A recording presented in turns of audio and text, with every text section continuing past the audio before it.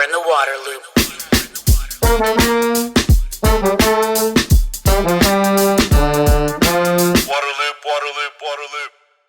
Waterloop is made possible in part by grants from Spring Point Partners and the Walton Family Foundation. Waterloop. Hi, this is Travis with Waterloop. Plastic pollution is a huge problem in our environment and in our water. Unfortunately, it's everywhere, and we've got to do what we can to reduce the plastic that's in our society. This stuff takes hundreds of years to break down, and it's made with fossil fuels, which just drives climate change.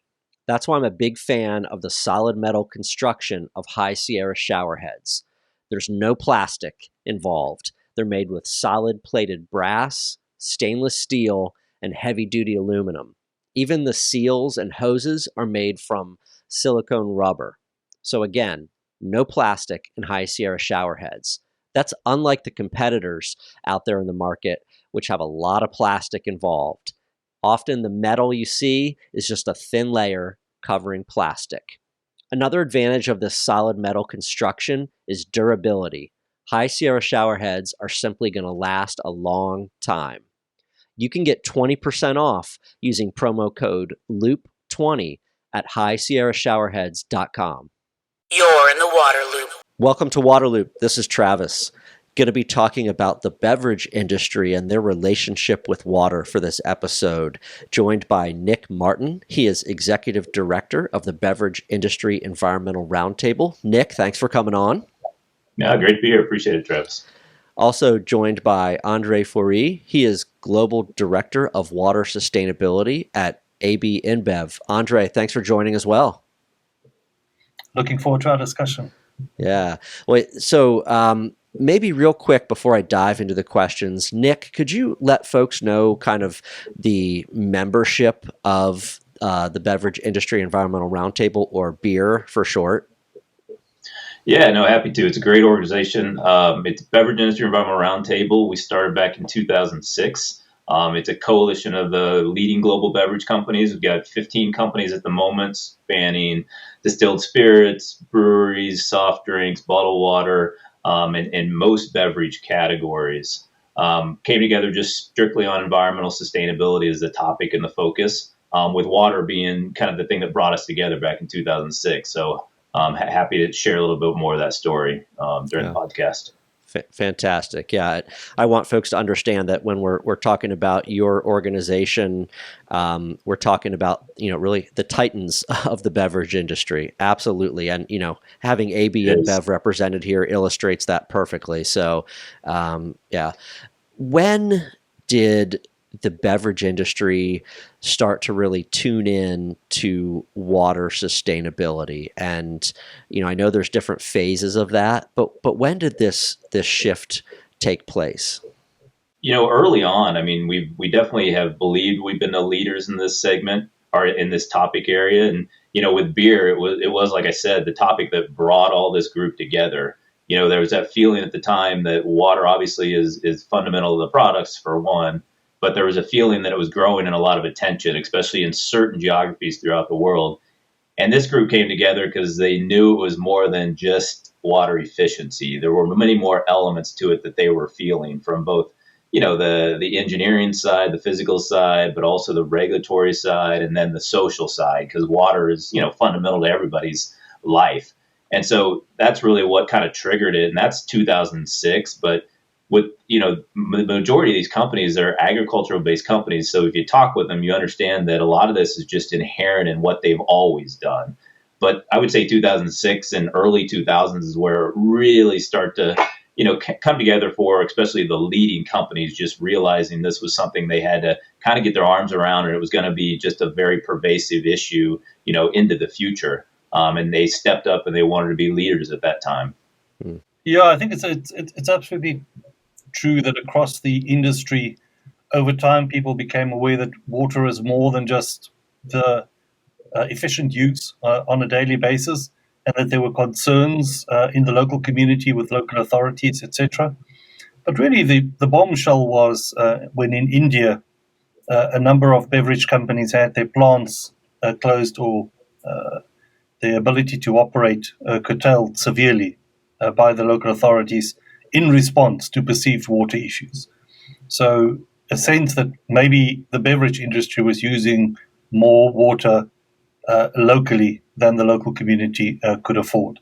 So that perception strongly influenced companies to think we need to be seen as water stewards.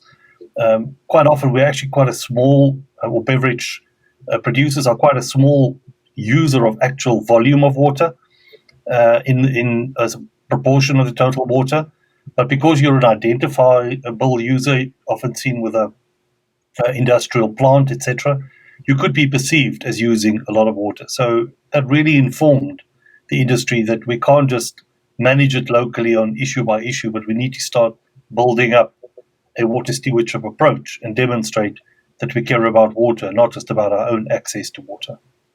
I want to just kind of talk about these two terms, if you will, water efficiency, water stewardship, and just kind of define those a little bit.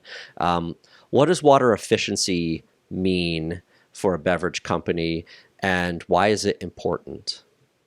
Yeah, so water efficiency in the strict sense is how many liters of water you use per liter of product that you produce. So many years ago, it was quite common in the beverage or in the beer industry that people would be using maybe 5 liters of water to make a liter of beer. That has gone down dramatically. In the case of AB InBev, we're currently at 2.7 liters of water to make 1 liter of beer. So dramatic use in efficiency. So that inside the plant is better equipment, better water use, making sure that you don't waste water, but also increasingly being smart in reusing water. So although we don't have any treated effluent touching in the product, there are ways that you can clean water and then wash the floors, or maybe use in the condensers, etc., where you can reuse that water and then save on the overall water. So by doing that in a high-risk location, you reduce the demand of water on the local authority and increase the amount of water that's available for other water users. Mm. And so obviously that's a good ethical thing to do, but also water carries a cost. So it's good business to try to use less water, be more efficient also. Is that correct? Yeah, I would add, yeah, especially if you think about kind of the true cost of the water, right? And that's what piece of work we did, several years ago with beer. Just there's a direct cost you pay for water, but there's the movement of water, the heating and cooling, the treatment, the discharge. Like if you look at that embedded value of the water that you're managing, that furthers that case for what Andre was talking about. Just how do you reduce it, how do you reuse it, recycle, and then give back and return to the watershed as well. Mm. So it seems like the water efficiency piece probably came first, and then maybe the water stewardship, what's happening outside the building in watersheds and in waterways came after that. Correct me if that's wrong, but I'd like to hear about that transition a little bit more. What drove the move to be more involved outside of facilities and upstream from facilities? No, I would say it was the recognition of shared risk. I think a number of companies in discussion with organizations such as WWF came to the conclusion that water is no longer what we used to think, something that we manage and pay for and are responsible for using and discharging, but it's something that we share with others. And it's not just the resource that we share, but also the risk that people around us perceive us as water users. They would like us to be stewards of the water, but not just of the water that we use, but of the watershed. So what is the source of the water? Where does it come from? And investing in shared security makes a great deal of sense in terms of building both your reputation locally, but also your ability to continue to operate uninterrupted and with a reasonable price and access to clean water. Yeah. Yeah, and I would just echo that. I mean, I think you're spot on, and that's where the beverage sector has realized this for a long time, and it's allowed us to kind of evolve our strategies and do more of the collective action. I mean, collective action with beer is great at the global level, but then all the way down to the watershed level as well, because that term shared challenges is a great one, because that's what a lot of this really is. No one entity can fix an issue and or build sustainability, whether it's a government agency, infrastructure, or industry and business. That's like I said a little while ago. I mean, that's what really brought beer together. It was that realization of water is really important. Water is really dynamic. It depends on the geography, and it's more than just efficiency. And that's one of the things we did as a first initiative of beer was to create that definition of what does it mean to be a water steward. And we created that definition in 2006. We're actually working on I think it's our fourth version of it right now, which we'll publish in the next couple of weeks. But, it breaks it down into there's, kind of concentric circles of where you can influence as a company. You have to have your direct operations and do the right thing within your own facilities, within your supply chain, within the watershed. You got to engage in community collective action. And then there's this influence piece, right? If you want to be a leader, you have to lead. That's the thing. I always like that hashtag of leaders lead. It's how do you then influence with all your knowledge and advocate for water stewardship security? How do you disclose what you're doing and share what you're doing? And I think that's a big part. And I commend our beer members. They're all very open with what they're doing because they realize they need everybody else doing the same kinds of things if we want to achieve that sustainability. But that, I'm so proud of that we realized that back, in 2006 and continue to kind of push it forward and advance it versus getting complacent. Yeah, I want to recognize the role of beer. I think it's really important as an organization and a collective of leading companies collaborating together. Very proud to be here as AB InBev as one of the members today.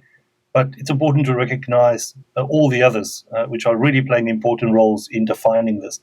And I think beer also helped us with that categorization. So what is water stewardship? How do you demonstrate it, etc.? But as a company, we tend to take quite a simple thing, a simple view on complicated things. And, we are known for our slogan, no water, no beer. So for us, it's a very intrinsic relationship between beer and water. So therefore, I've never heard anyone in our company say, but why are we investing in water? Why would we care about it? It's just so closely connected with our company, with our culture, with our product and our processes. So for us to make sense, it makes sense to celebrate water. It makes sense to use it efficiently, but also to invest in watersheds with others to make sure that we secure it for the future and to make sure that there's enough for the local communities. Yeah, well, I like that you made that point, Andre, because one of the things that strikes me is you have, again, the titans of the beverage industry, right? You guys are global competitors when it comes to business. But when it comes to like addressing these water sustainability issues, you really are collaborators. And that's awesome. For someone like me, I'm really happy to see that happening, Yeah. This term water stewardship, let's try to make it more tangible, I guess. Could you share some examples of like projects or places, things that have been done either by individual members like AB InBev or as, partnerships among the different members?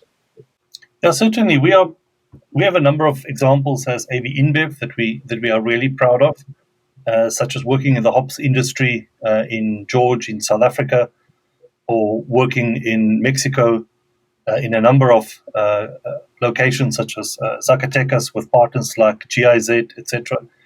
But top of mind for us at the moment is the work that we're doing in Guadalajara in Mexico through the beer collaboration. So we have a number of companies that you would normally see as direct competitors. So AB InBev, Brown-Forman, Beam Suntory, Pernod Ricard, Bacardi, Diageo, Keurig, Dr. Pepper. You get the drift here.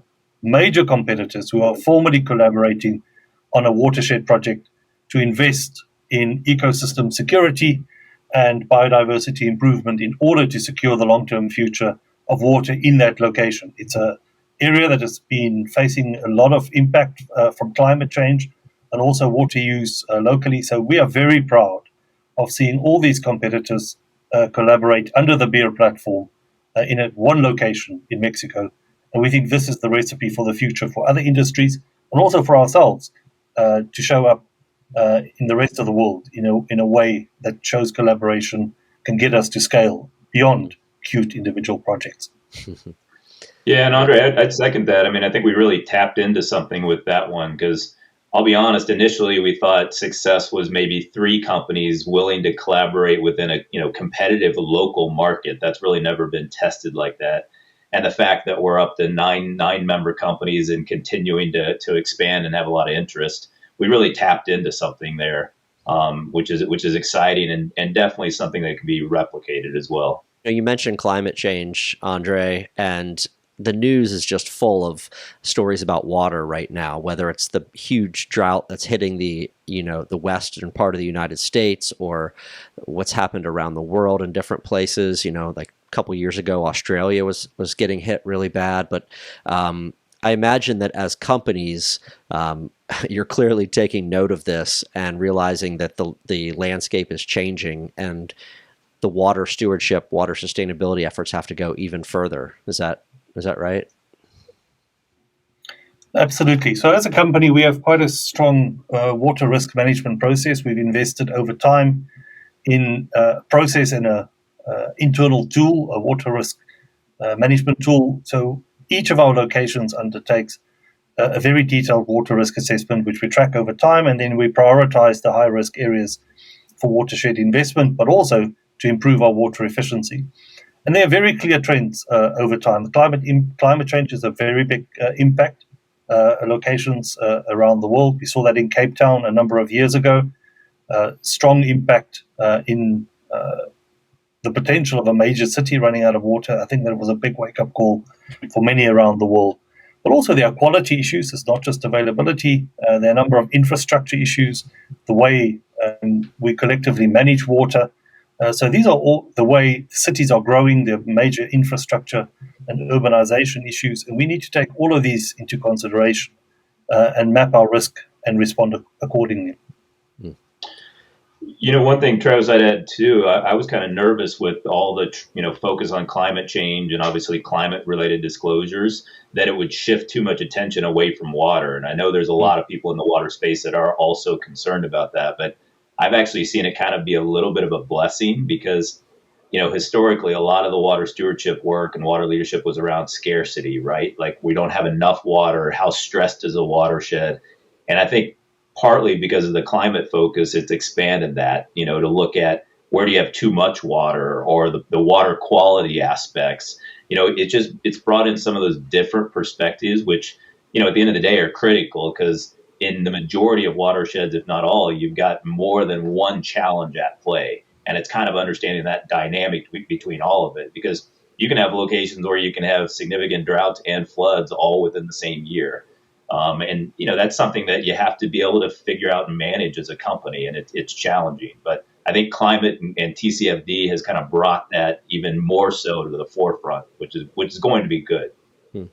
I'm really curious also what you as companies, as a beverage industry, are hearing from customers, from consumers about water efficiency, water sustainability. What are you hearing from them? How has maybe what you've heard from them changed over the years?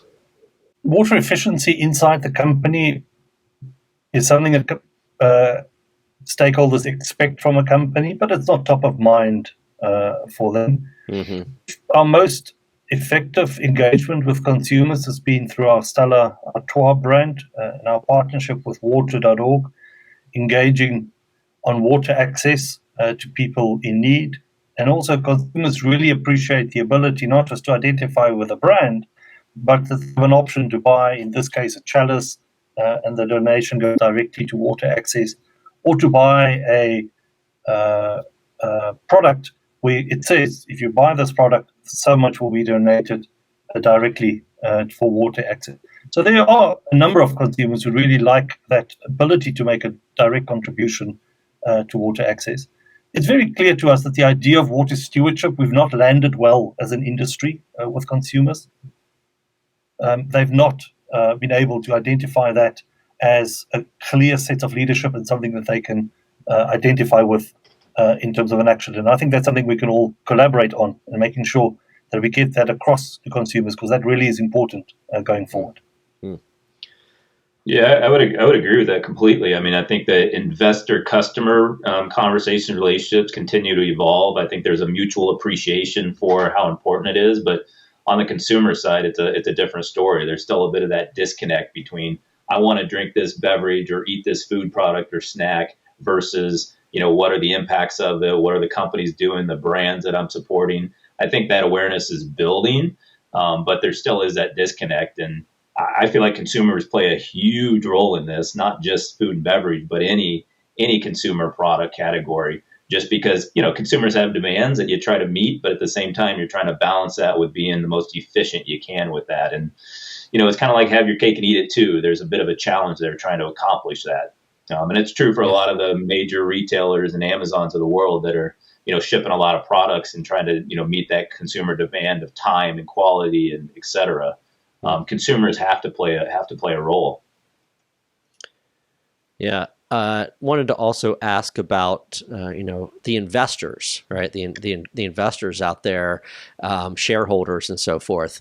What has been heard from them when it comes to water sustainability and management by these beverage companies? This is a rapidly growing area for investors, and we see it as part of the whole ESG agenda. Very important for investors to understand the water risk into the future, and whether you understand the risk and how you plan to manage it in a way that will make sure that you have access to water into the future. So we increasingly see very direct questions from investors.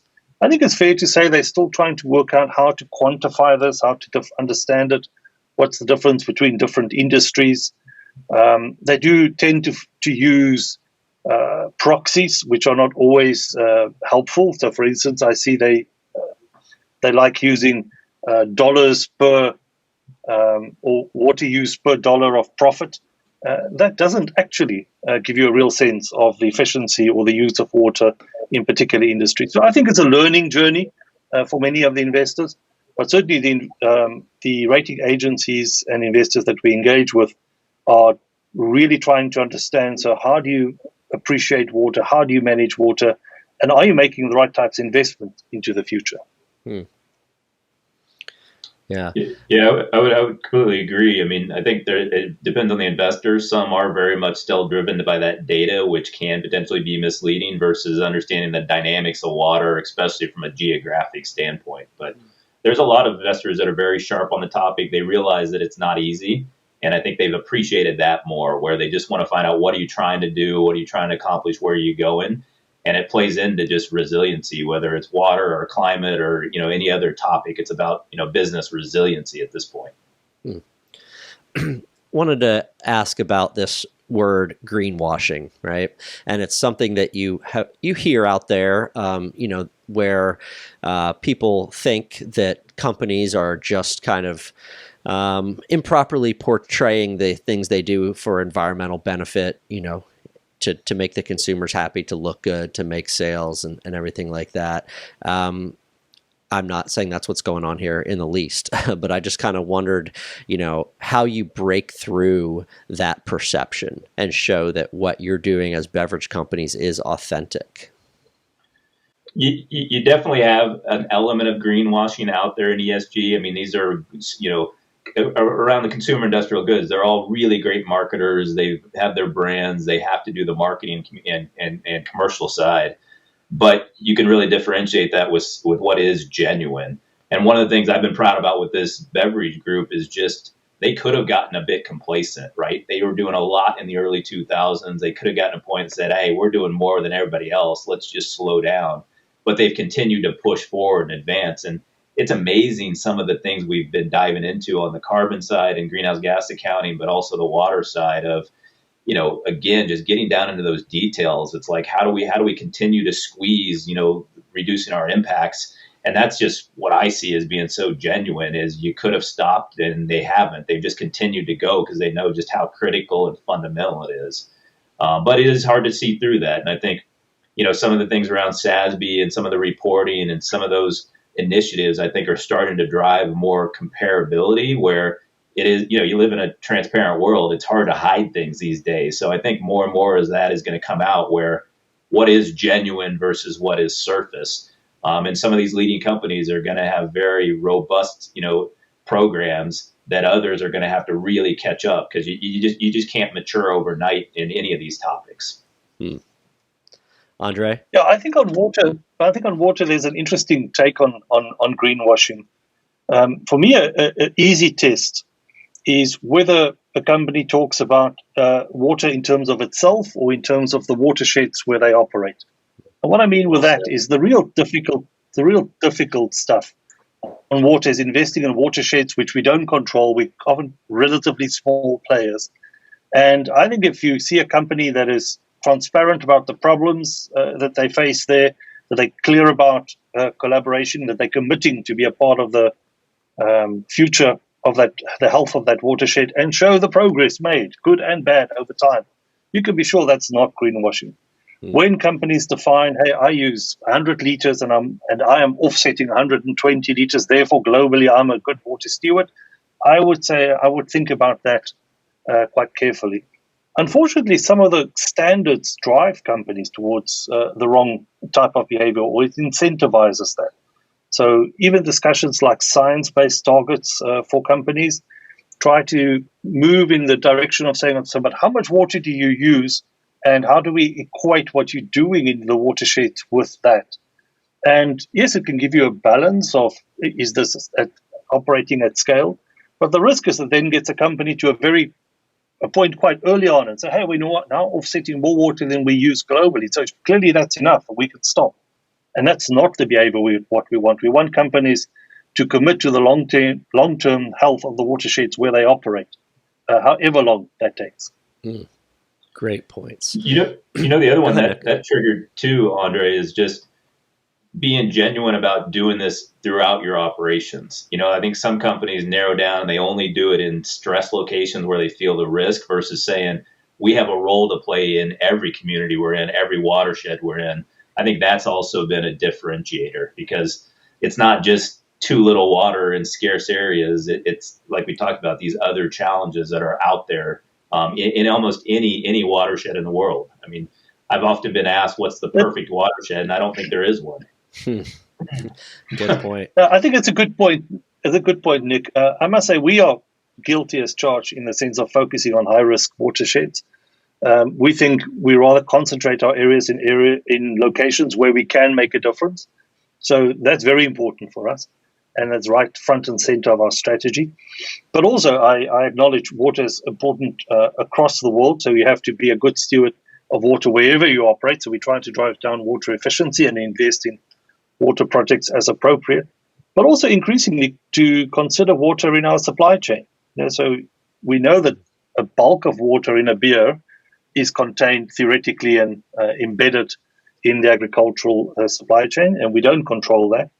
But taking interest and understanding the water risk and the water use in our supply chain, working with our suppliers and with farmers, and how we can have better irrigation, different types of irrigation, more sustainable agriculture, very important for us going forward. Sure. Speaking of going forward, I wanted to ask about what might be a barrier, an obstacle, a challenge that the beverage industry has to making more progress when it comes to water sustainability. I think the challenge is you can only do so much alone. You know, you can have a absolutely perfect state-of-the-art facility, but you still have a lot of dependencies on the local watershed, local community, local infrastructure. And so I see that greatest challenge of where can we bring these initiatives together? Because in any watershed, you know, you could put a point on the map of every water project going on, and it's a nice patchwork, but it's not accomplishing the scale that's required. It's not leveraging the resources, the efficiency, and really doing things more collaboratively. I think we're getting there, but there's still a lot of companies that just aren't willing to do that, aren't ready to do that, don't understand the importance. And we need to speed that up if we can, because the collective action is the only way we're really going to address these challenges in a meaningful way. Yeah, I agree with that. The fact that Nick and I so proudly talk about the one watershed where we have 9 companies collaborating is both something to celebrate, but also should have alarm bells going off. The year 2021, we really should have multiple examples like that. So I think the ability to get companies to collaborate at scale and not just every company have a project with WWF or with the Nature Conservancy but actually collectively think about watershed health in identified high stressed areas. That's probably the biggest issue holding us back. Kind of on the other side of the coin, what is something that maybe you're most excited about that lies ahead? Maybe an opportunity that lies ahead, the way things are going. What's got you feeling optimistic? I'm very excited about digital technology and how it enables better water use for us internally, but also helps us to map and understand water risk, understand and be able to track and monitor water quality over time using remote sensing, aerial technologies, satellite imagery, and then by blending the data, being able to track and also predict and therefore focus collective action efforts going forward. We think digital technology is going to bring enormous potential for us to fast track some of the analysis that we've done in the past, and also making measurement and impact assessment much quicker, much cheaper than we've done in the past. Yeah, I would second technology in general. I mean, I think there's a lot of water technologies that have really advanced, and just ability to use satellite data, things like that we just never had before. So, you need data to make good decisions, and we're starting to see it on the water quality side as well. So I do think that is a big one. The other one I think is there's just finally a bit of a changing around this with local governments, local utilities, just understanding the importance of water reuse and recycling. And we're hoping that opens up the door to be allowed to do more advanced water stewardship than has been allowed before in a lot of geographies. And it's going to be a slow evolution, but we're starting to see that take place. California, there's really good examples. And I think that really opens up because, recycled wastewater is one of the few sources there are that haven't really been fully tapped. So we're doing some research around that with beer, just trying to see where those trends are starting to happen, because that'll really open up opportunities. I like both your answers. I really love that you mentioned water reuse. I am such a believer that we need to, as a society, push the pedal down fast on that. Especially, again, you see what's happening out in the Colorado River Basin in California, the levels that these reservoirs are at. Like, it's time for some bold steps. And I think the technology is there when it comes to water reuse too. So Nick and Andre, really enjoyed the conversation. Thank you guys for all the perspective and info. And cheers. Thank you, Travis. Appreciate it. It's been fun. Cheers. Waterloop. Thanks, everyone, for listening to today's episode. A special thanks to Waterloop supporters, Spring Point Partners, and the Walton Family Foundation. The Waterloop podcast is sponsored by High Sierra Showerheads, the smart, stylish way to save energy, water, and money while enjoying a powerful shower. Use promo code LOOP20 for 20% off at highsierrashowerheads.com. If you like Waterloop, please subscribe to the YouTube channel or your favorite podcast platform. Follow us on social media and visit waterloop.org to sign up for updates. Waterloop, Waterloop, Waterloop.